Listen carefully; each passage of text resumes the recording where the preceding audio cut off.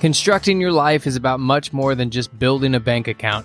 Each week, join real estate entrepreneur and mindset coach Austin Linney as he interviews guests who are constructing their dream lives and impacting the world around them on a daily basis.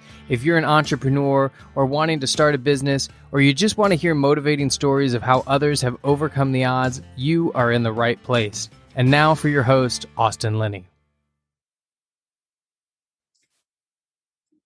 Guys, welcome back to Construct Your Life. Part deuce? Is it part two? Matthew Throop?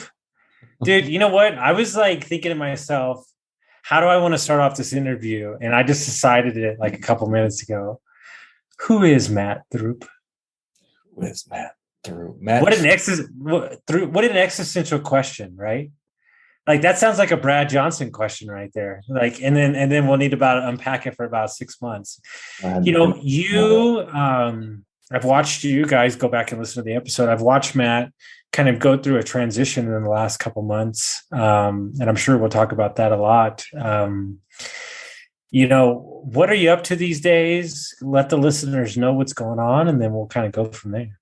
Man, you just unloaded it all. Unloaded it all right there as we got started. Good host. I gotta take a breath, compose myself. Man, I'm going from work mode and investing mode, and then now just let's have a conversation. Man, I appreciate the questions. Appreciate you having me on again. Who is Matt Throop? Where is he? Where is he at now? Where has he been?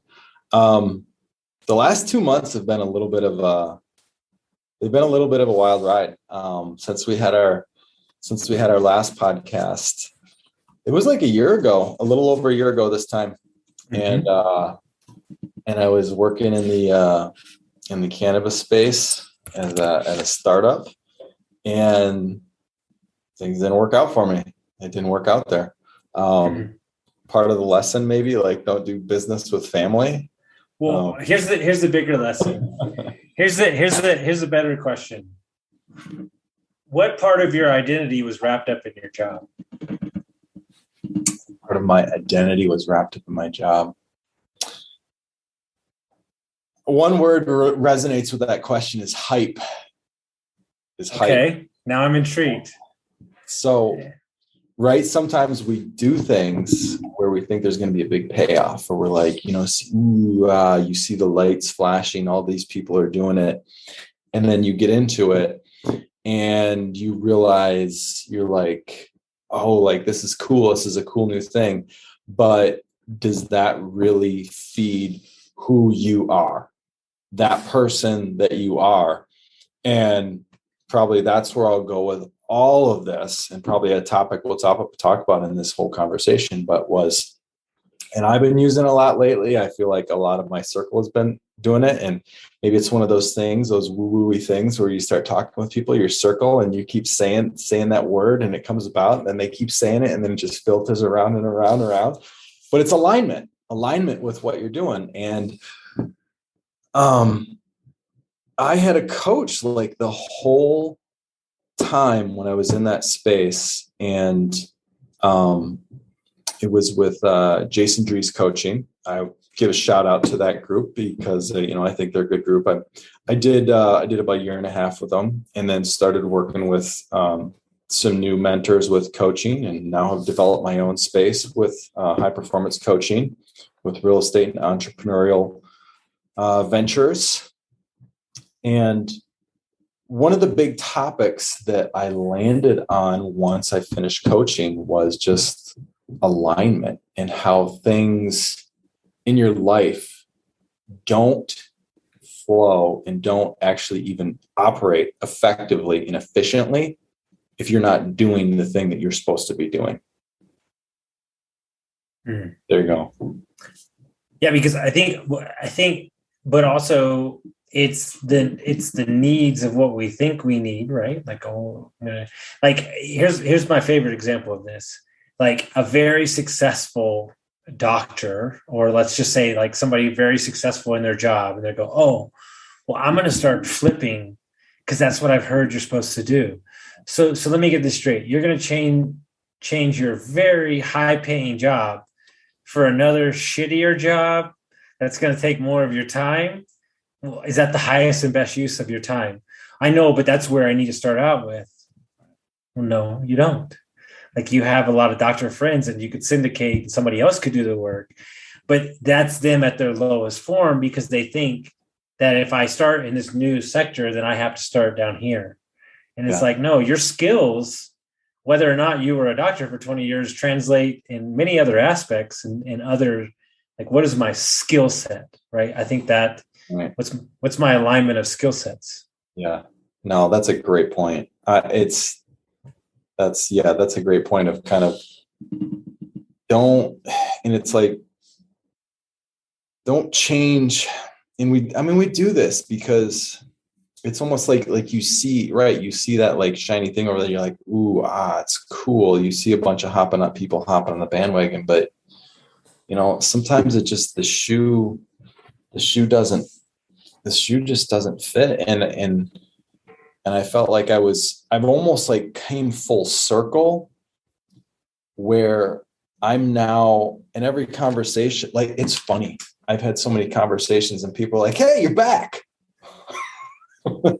and I feel a little bit like I've come back full circle to a place where I was almost 2 years ago and starting out, and I stopped that.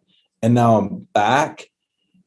And my wife, she's even been like, whatever you're doing, keep doing that. Do that.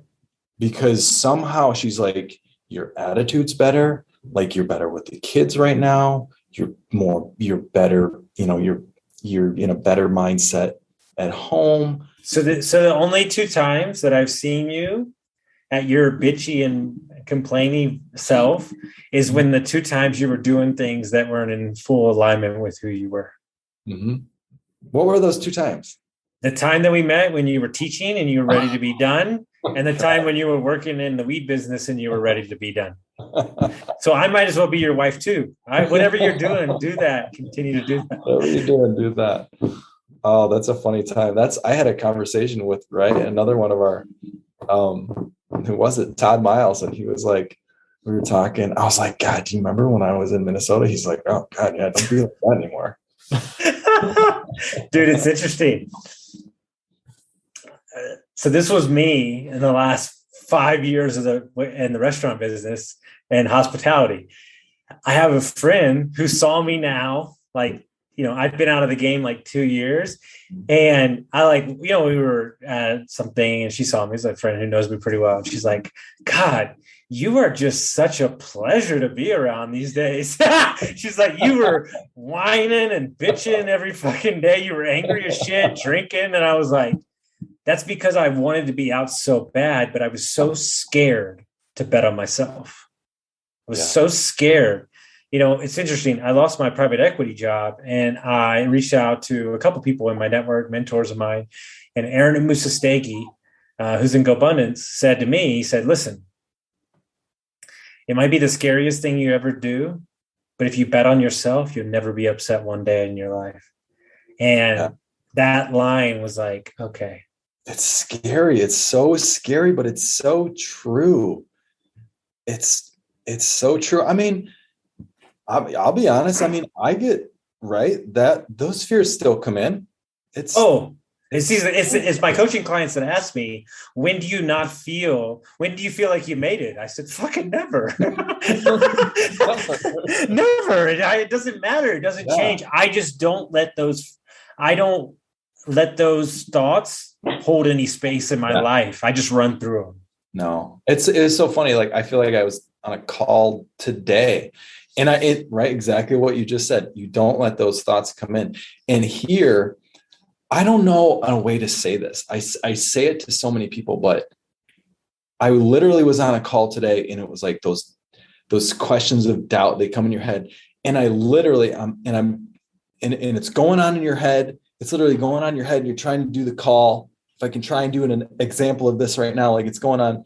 And I just was like, stop it. Yeah. And I was like, focus. And I came back, and it's like you refocus, and you kind of got to shut them down. And I always say this line, as a coach, this is the hardest thing to do.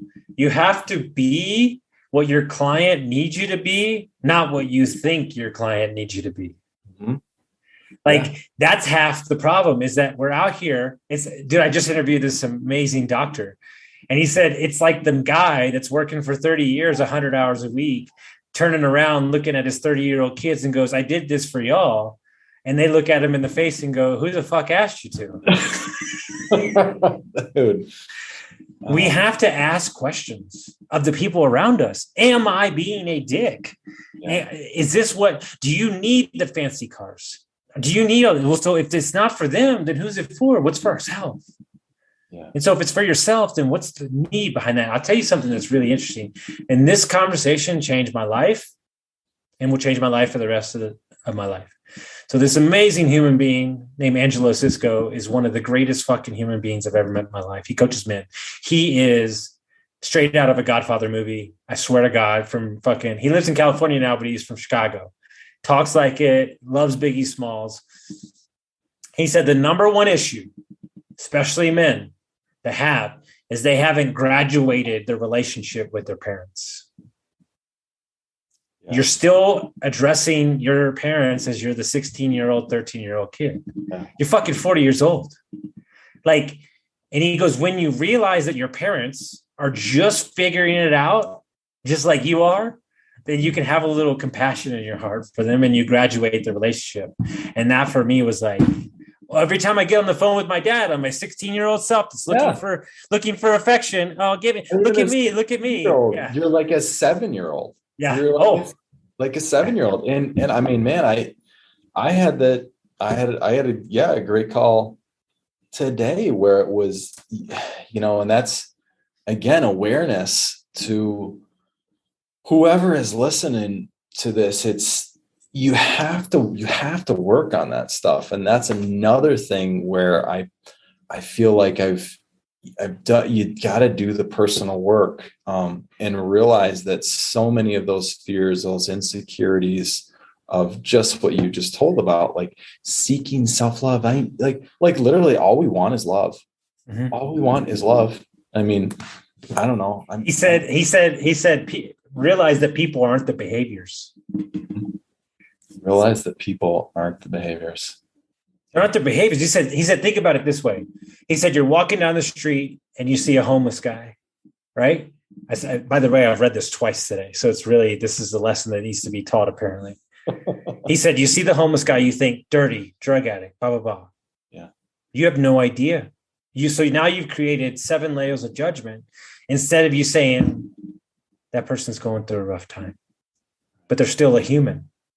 Yeah. So people aren't their behaviors. They're a trigger of their behaviors. What's triggering them? Yeah. And so the ultimate goal that we have to get to is self-awareness. So as you look back right now and you transition into more of the coaching and investing those 2 years out that you were at, what was that time for you and what did you learn about yourself? During that time?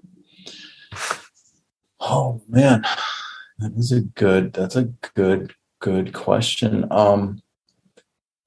I mean, if I kind of the first thing that comes to my mind when you ask that is, it's like there was always the base, right? There's always that base that I always found myself at with the, like the personal growth, right? And even when like I make that statement of how my wife said, she's like, whatever you're doing right now, keep doing it, because you were just like in a flow state. And there were times in that 2-year time frame where I would come home and I would just be so grumpy. I'd be so grumpy. And it's like, I knew it. I knew what I was doing, but it's like, it's hard. It's hard to get out of that when you're in it.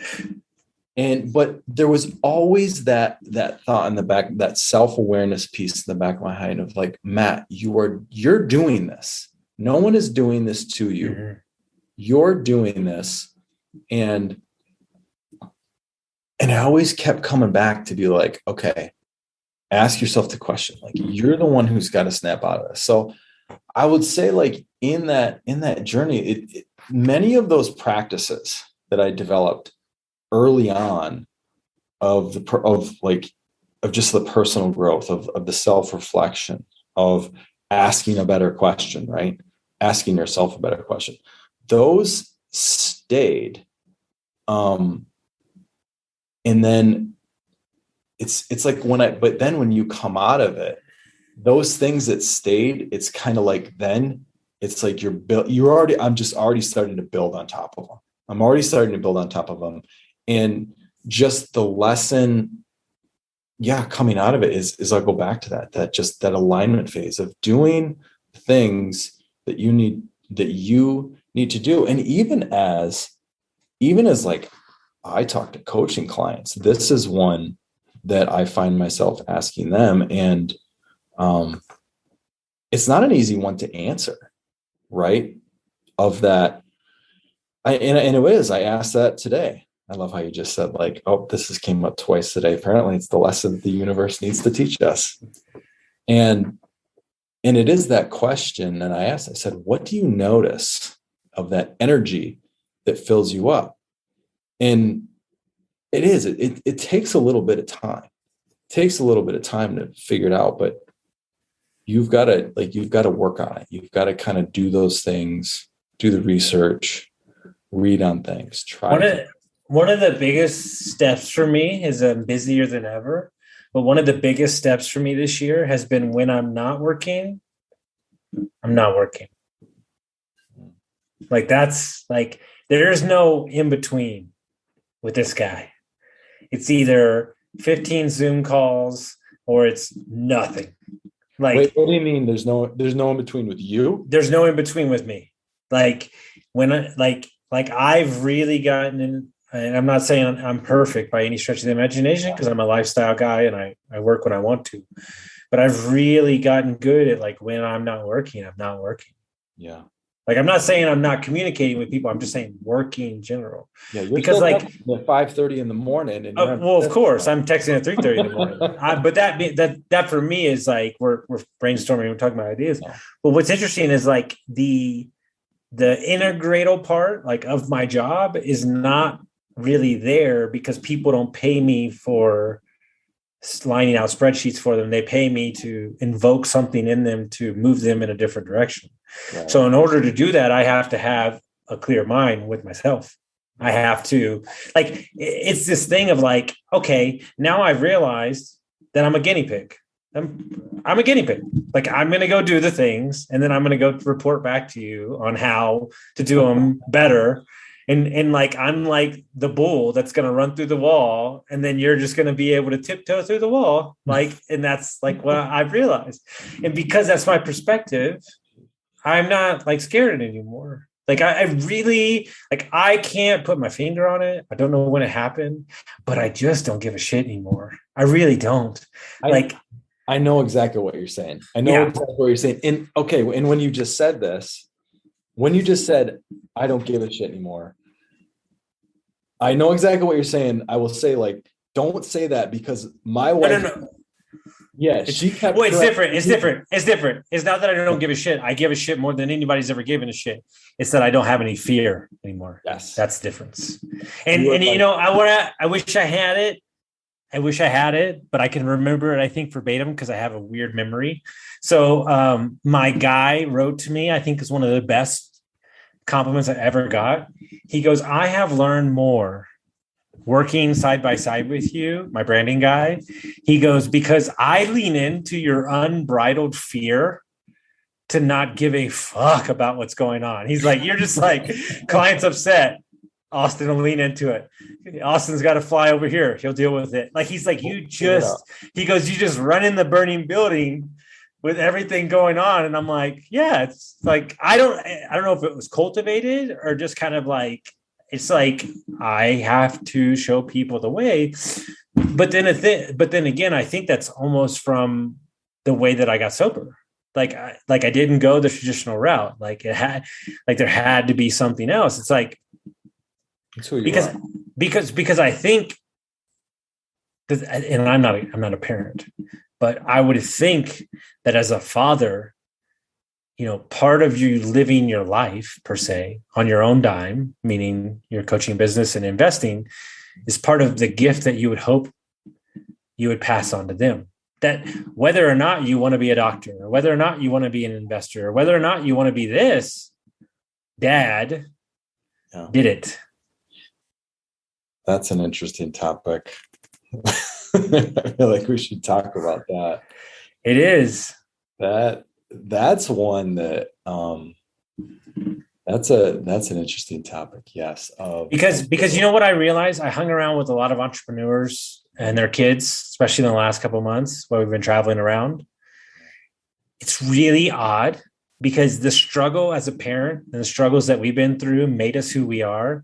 It's very hard as a parent not to save your kid from every mess too and let them have their own struggles. Yeah. And it's such a lesson. I mean, every day, when you have kids, and I mean, even what you just said about I'm doing this for the kids and all that. And the question is like, do your kids even want that? And it goes back to that statement you said a few minutes ago, like nobody asked you. And like, I think about that. That is such a realization I think I've had recently is that,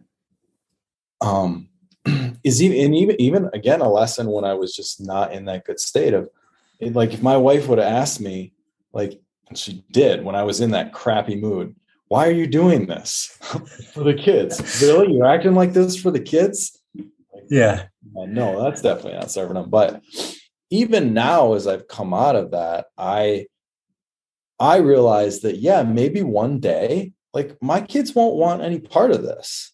And to me, I've almost gotten a little bit comfortable with that of like, okay, like if you don't want it, because again, that's another lesson with, okay. And back to the cannabis company, I was working for my mother-in-law's cannabis company. In my mind, like I'm a business guy. I like the idea of family, you're building a family legacy, you're building family wealth. Honestly, if my mother-in-law hears this and she listens to it, she might not be very happy, but here's some truth. I honestly don't want a piece of it. I don't really give two flying whatevers for that company at this point, because I feel like it doesn't resonate with me. And I thought about that so much kind of when I came out of it, and even in my own business. And it's like, Matt, you better think about why you're doing this for yourself rather than just as you're doing it for your kids. And that is like, to me, that's such a lesson.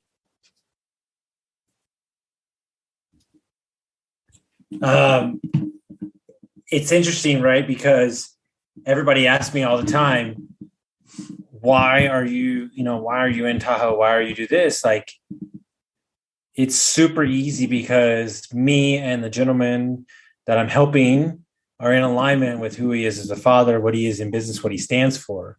Wow. So it doesn't come hard for me, right? But in the past, everything feels so forced. It feels so, and I think that you're forcing something, you're pushing something, you're saying, and so what aspects of that job and creating that environment that you were in, do you feel like you were forcing when you were making that happen? Yeah, when I was forcing it. And it's like I said, be careful doing business with family, because I had in my mind where I said, like, I'm going to do the best for this company. And because it's my mother-in-law's company, like I want to make it succeed. And values, like my values just were not aligned. Like I sat there and said, like, I want to try and figure out ways to take this company and work it into my own ways in investing. When her and her partners didn't want to have anything to do with that. And I realized that, and that's when I started to just get frustrated. Like, you just because you want something doesn't mean that someone else wants something. I mean, I think that goes back to Well, we had a good friend. You met him, but he said on our podcast, he said, make sure that you're not living other people's injected values. Oh man, yeah. So like, here's the deal. Oh my God. Dude, this is like when I got started. Oh, you got to have a coaching business. You got to run Ironmans. You got to have 2 podcasts. You got to have 5 businesses. I'm like, what? Oh, you don't want that? Like, and you're just like, dude, when I started out with my new business partner, this is the greatest thing he ever said. Like 3 months in, he was like, hey, so here's the deal. If you keep on this pace and you expect everybody else to keep at this pace, there's going to be nobody around you. And I was like, oh, okay. So I can want this, right? And this is the number one thing with bosses, right? CEOs. Well, they don't care as much as I care. They don't want to work as hard as I want to work. Well, yeah, no shit, Sherlock. It's not their fucking company. Like, but that's okay. But them at 80% is better than you spreading yourself thin. Like, that's the hardest thing. Yeah, no, yeah. When you start out like that and you're going, and I mean, even people just don't want to. You have a certain way about how you do things, and some people don't want any part of it. And that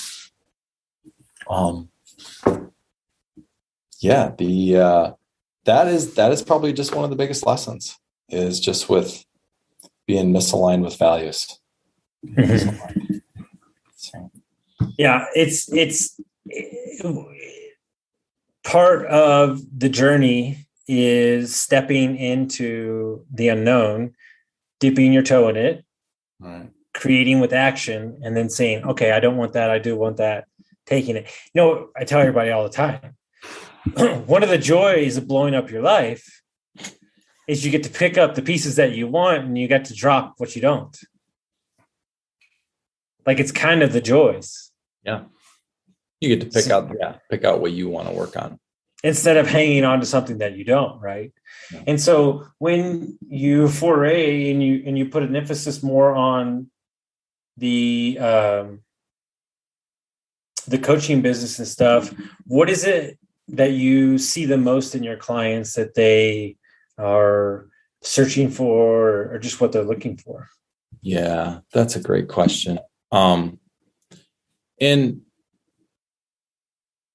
I mean, man, that is probably, to me, when it's going back to picking up the pieces of your life, is that is one where it's like you stop doing something and you're like, what was the thing that started to fill me up or was filling me up?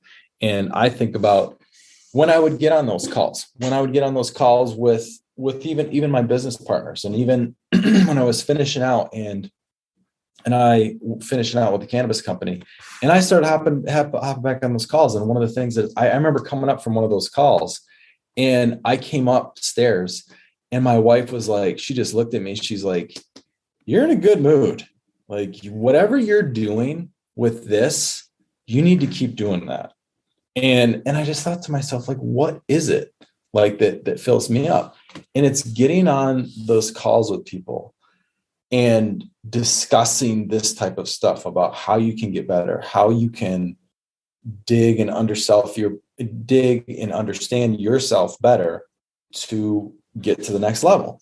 And to me, that's what I sat there. I said, like, I'm going to go back into coaching. I'm going to go back and I'm going to start working with people. And even today, like, I got off a call today, and it's like, you ask this person the questions of like, hey, how do we get to here? And they're sitting here going like, oh man, good question. No one has ever asked me that before. And to me, like, that is the same beauty that I got out of coaching when I had never done it before, of having someone guide me and lead me to something. And it's like, that's what coaching does. It helps you see your blind spots of things that people have never asked you, things that are not in your perspective that you just don't think about. And that's, to me, when I start to ask these questions of clients, they're just like, oh man, no one has ever asked me that before. And I'm like, hey, let's start to unwrap this. and let's start to dig at this, because what happens, right? Like what happens with people when they start to kind of dig at things that they haven't paid attention to for years that maybe they should have paid attention to? They start to just like, their mind just starts to just go like this. And it's the same thing as unwrapping and understanding that like 7-year-old boy of why you do the things you do, because of what your behaviors were taught, like the behaviors that were taught to you when you were that age. Mm-hmm. Yeah. And I think ultimately, and this is my new thing I'm on right now, is that I don't think anybody's actually been heard. Like I'm fucking serious. Like one of the things people love about me is they're like, dude, you're like really engaged in like, if I do better. like I know that sounds like so weird to just say off the cuff, but like I don't think people have been heard. I think that they're, especially in corporate America, they're just another number on a fucking spreadsheet. They don't feel like they're contributing. They don't feel like they're a part of society. We're just kind of going through it, and ultimately we're looking for, hey, I have a vision right here, but I am but I want to be heard, but I also want to be heard with no judgment. Yeah. Like, hey, like if I told you, like if I said to you, like, hey, Matt, I'm going to quit everything I'm doing and I'm going to move to New Zealand and fucking milk goats, you'd be like, fucking sounds like a wild ride, dude. Have at it. Like, but like, maybe that's what they want to do. Like I say that to go so far the other extreme, but ultimately whatever it is that you want to do that's calling you, you have to feed into that, even if you're not making any money, and it's just something that fills you up. Got me. You scared me a little bit with the goats. Part of me is like, Austin, don't maybe just see. Here's the scary thing. I don't know if this is a good thing or a bad thing, but when I say that, there's part of you that thinks, I could see that. That's like, yes. It's like, you know what? I always loved. This is my favorite thing. I don't know if I ever shared this with you. Tom and Jeremy used to always say one thing. They said, it'll be the greatest thing in the entire world when Austin really makes it big, like, or sells some companies, because two things are going to happen. Either he's going to be on Each True Hollywood Story, or he's going to disappear and nobody's going to fucking find him. God. It's yeah, there's a little truth to that. Oh, I enjoy our conversations. Yeah. Okay. Getting back on track to what you said about being heard. Mm-hmm. And there I had a really powerful thought that I wanted to think with this, and it went back to with corporate America. And again, I have conversations with all the people in my circle, and with being heard. Yeah. Like I think of my W-2 job. What happens when you do something good? What happens when you do something good at a job? What do you hear? Okay, go do it better. Let's get back to work. And you're like, man, we just spent like 6 months like doing this project. Like, can we take like a moment and celebrate?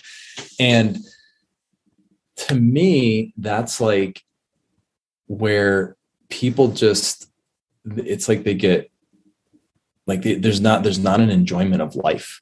There's not an enjoyment of life of celebrating, and you've done something. So let's take a moment to celebrate it. And then, start working on your goals again. Because that is the fear. The fear is that if I turn it off, if I take a break for 5 days, or I put down the books, I must learn all about multi-family real estate and everything. I must listen to every Bigger Pockets episode. I am a robot of knowledge, that I will not be successful. What you motherfuckers need to understand is that because you have so much knowledge is actually part of the reason why you're taking no action, because you actually have knowledge fatigue. Like, it's not a society of I can't find the knowledge. It's a society of there is too much fucking knowledge. Like, I love it when I meet 22-year-olds that have like 600 units, is because they're just dumb enough to be successful because they don't know any better. Oh man. Yeah. It's the truth. My buddy he's 24 years old. He has 870 units. He doesn't know. He's just like, whatever, dude. We're just rolling, man. Yeah. Like, it's just, and then you meet a 50-year-old that's been trying to get into multifamily for 4 fucking years. Yeah. And he's got too much context in his life. Yeah. It's the analysis paralysis of never taking. See, yeah, I don't know. Like this, sometimes this is a good balance. I feel like my brain sometimes has got that analytical piece, and I'm like, I do look at things. I'm like, okay, well, this makes sense, but I don't want to bite off more than I can chew. But yeah, it's right. There's too much knowledge for everybody to grasp. You can't listen to all the podcasts. You can't read all the books. You can't learn every aspect about all this stuff. You eventually have to take the leap on this stuff and just dive in sometimes. So if people want to find out more about your journey and everything, how would they do that? I am on Instagram. Investor Dad Matt's always a fun one to follow. If you check me out on Facebook, I post the majority of my stuff and all of my content on Facebook, as well as if you check out mdtconsulting1.com, you can get a hold of me and see some of my content there, as well as reach out to me personally. And I'd love to talk through this stuff. I love it. Guys, if you like this episode, send it out to your friends, share it with somebody that gets some value from it, and we'll see you next time. Yeah.